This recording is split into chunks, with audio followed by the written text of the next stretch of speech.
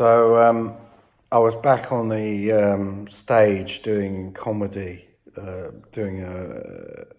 actually did a comedy competition. I haven't done comedy for a long time, but I thought I'd just go straight in, and I lost. And it wasn't even like a final. It was the first heat, and then it goes to the semi-final, then it goes to the final. But anyway, I in my defence, I am in a final next week, so I thought I'd better get one under the belt. I thought I'd storm it, but I didn't even come in the top three.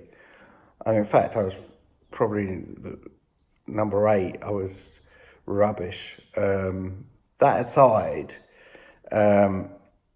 it was a bit difficult because when you've got nine comedians, because aren't many people who come to see a comedy competition the first round of a heat. You just get the comedians. No one really wants to laugh that much because then they might lose. I mean, even if it's hysterically funny, you just sort of... Comedians don't generally laugh. It takes a lot to make a comedian laugh because they're so miserable to start with anyway. And they've heard it all before, especially if they've heard your set before.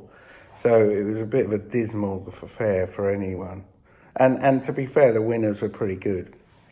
They actually made people laugh. Most of the people who performed, they would go on stage and there was just silence.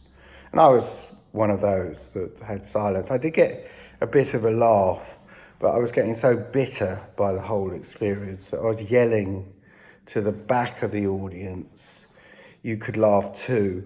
And then I got so desperate at the silence that was engulfing me that I said, "This is the end of the joke," every time.